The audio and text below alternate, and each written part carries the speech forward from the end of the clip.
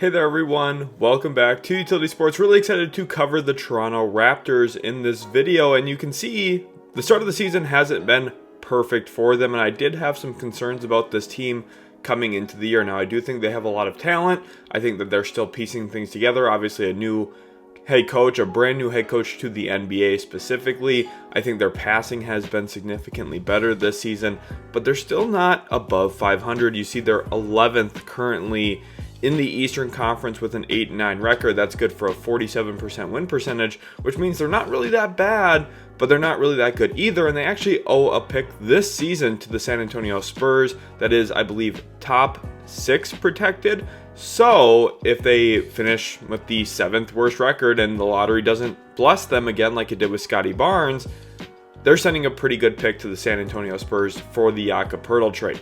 So there is some risk here for the Raptors if they don't choose a direction, whether that's kind of going all in and trying to win even more than they're currently slated to do, or maybe tearing it down just a little bit, taking a step back this season. Maybe you're able to keep your pick and then go into future years with another young player on the roster, and maybe you're better positioned next to Scottie Barnes for a while. And that's what we're going to talk about in this video. We're going to cover all of the trade scenarios. So looking at this team right now, who they currently have on contract going forward, obviously a lot of their two-way guys, and they're all expiring. And you also have Malachi Flynn and Precious Achiuwa both going to restricted free agency. Achiuwa came over in the trade with the Miami Heat for Kyle Lowry.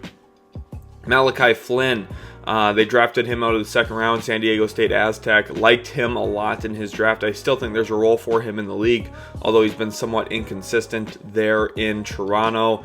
And then when it comes to some of the other big free agents, some guys who are headed toward unrestricted free agency, Garrett Temple's in that group, although I wouldn't say he's a huge loss. I think looking at some of the other pieces, this is where you start to get concerned about the Raptors long term with what they have on their roster. Specifically guys like Otto Porter Jr., who I thought was a really nice signing for them. Obviously missed most of last season, but this year he's been contributing for them. You also have Thad Young in there. They traded for Thaddeus Young just a couple of years ago from the Spurs.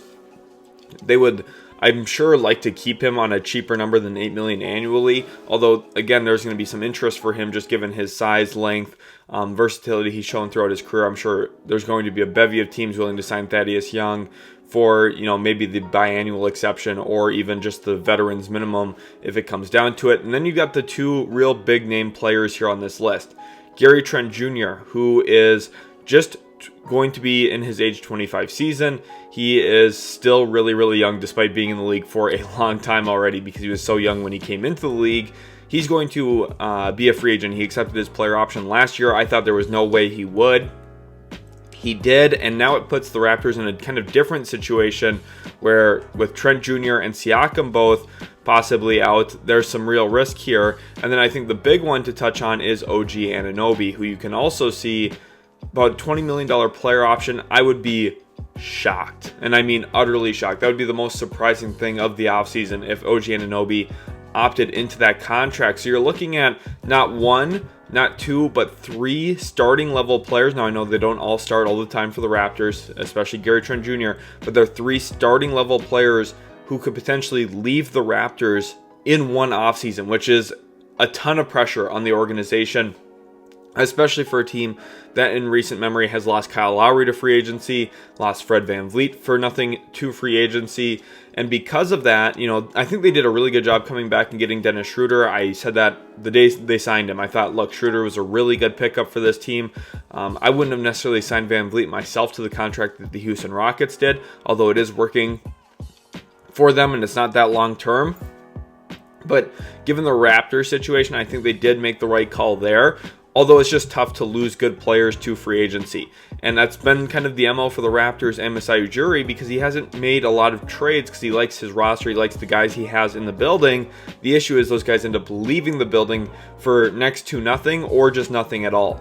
And it puts the Raptors in a really tough spot. So I think there's a couple of things here that we do need to consider when it comes to trades. And I think it's really going to all hinge on building around Scottie Barnes, who I think has taken another massive leap forward this year. Everyone was sounding the alarm last year, people saying sophomore slump and, oh my gosh, he hasn't gotten any better. they were trying to play him as a point guard. It's just kind of a tougher thing to grow into for Barnes, and I think now he's a little bit more comfortable and better, which is why I think OG Anunoby is the player that a lot of people are going to be curious about. Hey, where would he get traded? Is OG Anunoby actually available? What does that really look like? My guess is the Raptors do not trade OG Anunoby. I think if they were going to trade him, they would have traded him last year. They instead traded for Jakob Poeltl at the deadline, pretty much kept their roster intact and rolled it over another year. And I think Anunoby is a player that at just 26 years old, they probably view him as a long-term key piece next to Scottie Barnes. And I know a lot of Raptors fans believe that as well, that if you're going to build around guys, Anunoby and Barnes is probably the duo that you would want to build around. So it kind of kicks the can down the road to, well, who is the real trade candidate? And today's video is going to mostly focus on Pascal Siakam as a real trade option. For the Raptors, let's start with a trade to the Charlotte Hornets for Pascal Siakam. I have 3 trades in this video. Listen, I don't know if there's a real package out there for Siakam that I love for the Toronto Raptors, so I think a trade with Charlotte for the Raptors makes some sense in terms of long-term upside of how those draft picks could turn out. And you have to remember, Siakam here is on an expiring contract. He isn't on a 3-4 year deal. He's not the level of player that Kevin Durant is. He's not going to net you 4 first-round picks and good young players. That's just the reality here. I know he's been an All-NBA player. He's a really great player, all-star caliber, no question about it. But it doesn't mean that his value is going to be viewed that way because the contract is so essential. First of all, he's around $38 million, which means for a team to trade for him, they also have to send out a lot of money. So sometimes value will be baked into that. It'll kind of scare teams away from taking in a big contract, especially if Siakam at 29 years old is expecting another big contract. Maybe a team will say, do we really want to pay this guy into his mid-30s that much money? Look, there's going to be factors that deter teams from Pascal Siakam, although the Hornets are a team. The only reason I have the Hornets in this video is because there's been reports out that, hey, they would sniff around Zach LaVine. They're interested in making an upgrade move to their roster, and they do have the expiring contract of Gordon Hayward to help them get there. Hayward actually started the year playing very, very well. Has kind of cooled off a little bit since. He's averaging about 14 points a game right now. He's not a nothing. Gordon Hayward has a role in this league, and I think, honestly, if the Raptors were to kind of receive this, they could probably turn Hayward into a second-round pick somewhere and maybe take in a bad contract or another big expiring contract for a team looking to upgrade into a Gordon Hayward off-the-bench type asset. Now, I don't think Hayward is going to have a big market, though, for the Raptors. Then you also look at James Bouknight and Nick Smith Jr. I think Bouknight, people are really, really low on him right now. I kind of liken it a little bit to the Malik Monk situation there in Charlotte. Now, Monk did get more playing time. He was also a part of some worse Hornets teams. But I think, Monk, they didn't even tender a qualifying offer to him.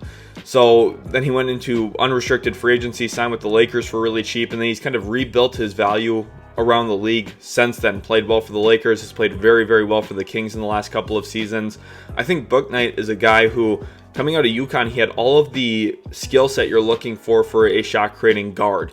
And he hasn't lived up to that in Charlotte, but I think that if you're a team like Toronto, you bring in a young player like him, you can give him reps with the ball in his hands, probably off the bench, try and give him some minutes, build up his confidence, and see if there is something there for the former lottery pick. You also get Nick Smith Jr., who was a first-round pick this year. I'm not very high myself on Nick Smith Jr. I think he's a solid player. He's got really good touch. He's got a really adept floater, but he doesn't get to the rim a lot. He's not going to draw a ton of fouls. He's probably not a true point guard. He's more of a combo guard. So what's his long-term role? He's probably a bench scoring type as well. So I don't think the return here in terms of players is that great for Toronto. But what you're really selling yourself on is, hey, the Hornets haven't been that good. Steve Clifford's their head coach. I don't know if I believe in him as a coach. And we're getting 2 unprotected first-round picks for an expiring contract in 2026 and 2028 from a team that has been historically not very good. So maybe those picks end up being 15, 18, whatever, but maybe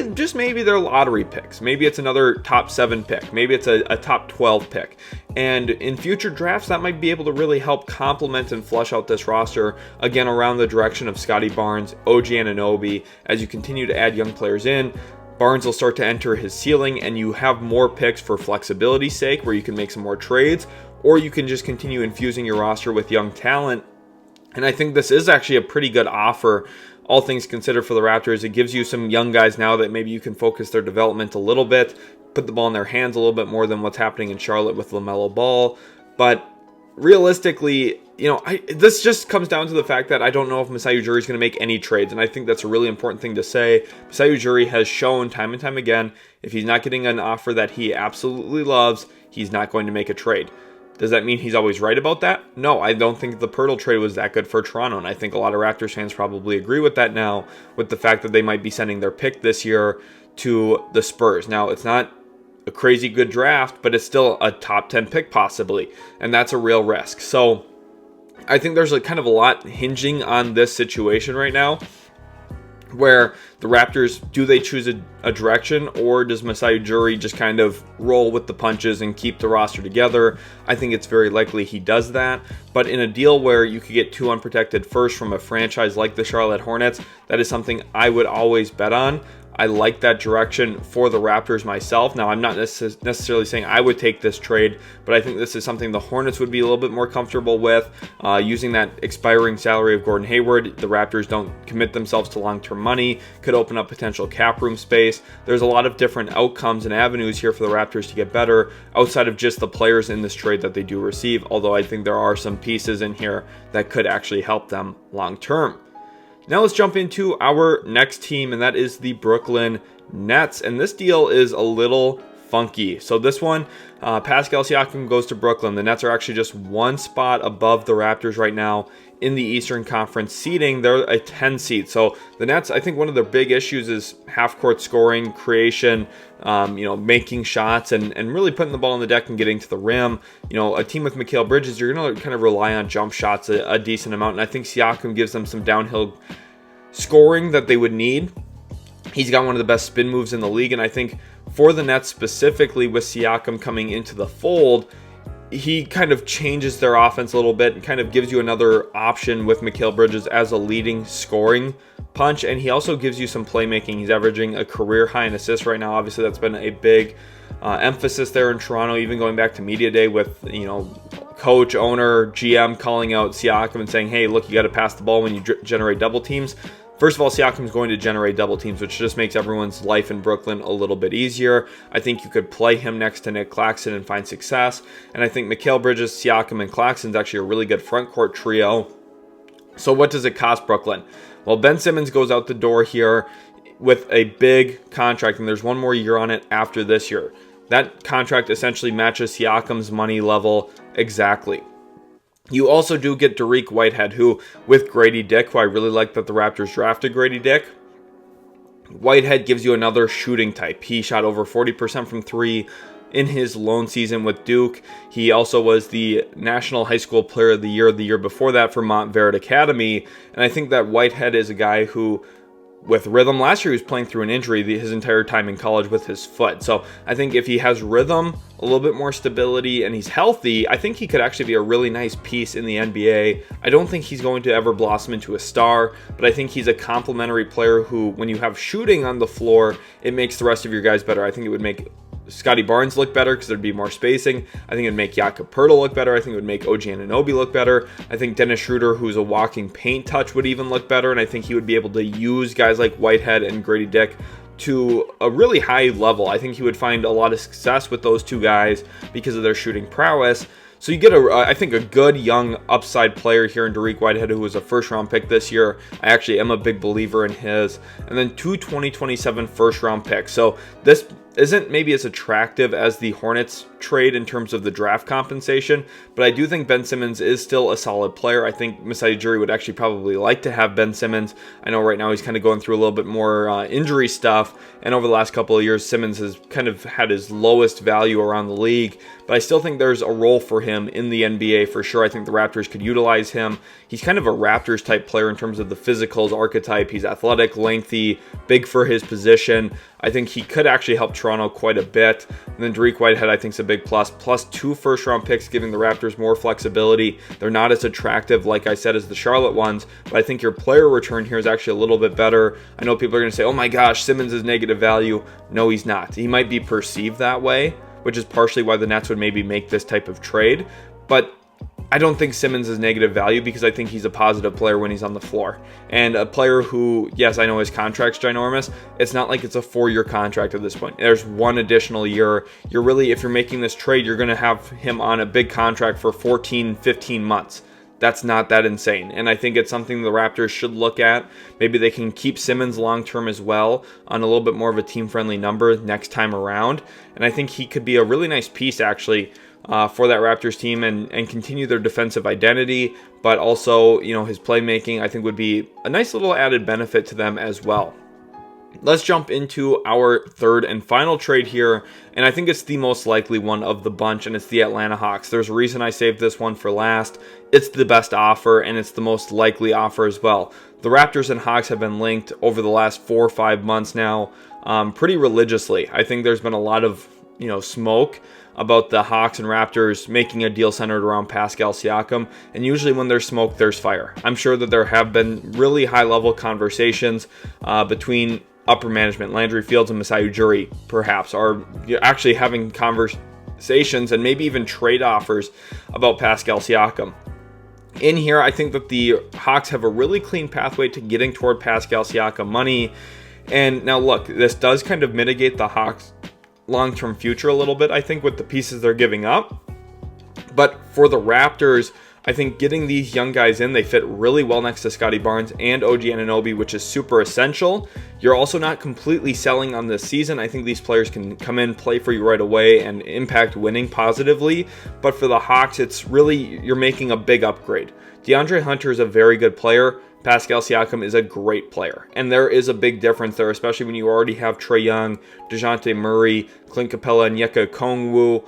I think making a deal like this where Siakam is just flat out an upgrade. He's a better passer, better ball handler than DeAndre Hunter. He's a better scorer around the rim than DeAndre Hunter. I think that kind of just changes and shifts their offense, especially since they're playing with way more pace this year. I think Siakam fits that very well with his downhill capabilities. I think he could really accentuate the Hawks' top-tier talent already with Trae and DeJounte. And you also get Otto Porter Jr. in here, who is a veteran. I think he can positively impact winning for you as well in the playoffs if you're Atlanta.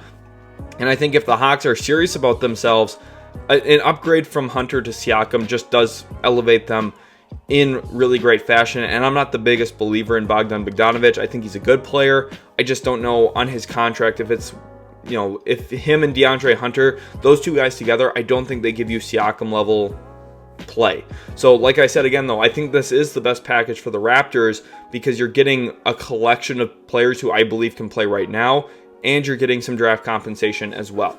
The Raptors here get DeAndre Hunter, who is, I think, a really good young building block. He's 25 years old. I think if you're looking for players who fit next to OG Anunoby, who's 26, and Scottie Barnes, who's 22, Hunter is kind of right in that age range, and he's right in that talent level. He shoots the ball relatively well. He's been a really good two-point shooter throughout his career, long twos. He hits at a pretty high rate. He's also a player who can step out behind the three-point line. He defends across multiple positions. He just feels like a Raptors player. He feels like someone Masai Ujiri would love. Former top 5 pick in the draft, and I think the Hawks would look at that and say, it hurts to give up DeAndre Hunter, and the Raptors would look at it and say, it feels really good to get DeAndre Hunter because he is a good player. And then you're also getting, for the Raptors, Bogdan Bogdanovic, who I think is a really nice stopgap piece for them because he can shoot the ball. He can shoot off the dribble. He can shoot off the catch. He's a veteran. He defends decently well. He's not a great individual point of attack defender, but I think he's a competitive team defender. And that's really all you need if you're Toronto next to some of your top-end defensive pieces already. And this just overall trade package really helps your spacing. You're sending out 2 players for 3. I think your depth gets a little bit better here. I think that they all tentatively fit around your timeline. Bogdanovic a little bit less so, but he gives you more future trade flexibility. And bringing in AJ Griffin is one of my favorite parts of this deal. AJ Griffin has basically seen very little playtime this year with Quinn Snyder. The Hawks have just kind of changed their direction a little bit, which is surprising to me because AJ Griffin had a fantastic rookie season, and I think he's going to have a fantastic career. And funny enough, Adrian Griffin was just the assistant coach there in Toronto, coaching with the Raptors and Nick Nurse's staff. Well, you don't have him anymore, but you have his son, AJ Griffin, who I think is just a flat-out young player who can play. He shoots, he defends. He had some real clutch moments last year for Atlanta as well, including a game-winning lob. I think he's just a flat-out good player. And somebody who, again, if you're talking about their spacing, Hunter, Bogdanovic, and Griffin all help with that. If you want to employ a lineup with Hunter, Bogdanovic, Griffin, Barnes, and OG Anunoby, it's a really intriguing 5-out lineup. Now, you're maybe a little small at the kind of center spot, but I mean, with the way that Barnes has been defending this year, his rim protection, mostly as a chase down guy, has been honestly unbelievably good. I think that the Raptors, they just have like so many intriguing pieces, right? Your roster, I think, would be really still good, and you'd have some more flexibility long-term with some of these other contracts without having to risk losing Siakam long-term. I think the big thing here for Toronto is all of these players are under contract for quite some time. You also get a 2024 first via Sacramento through the Atlanta Hawks. That pick is, I believe, lottery protected still, so there's a bunch of backup protections on it. Probably will see it this year. I'm expecting the Kings make the playoffs.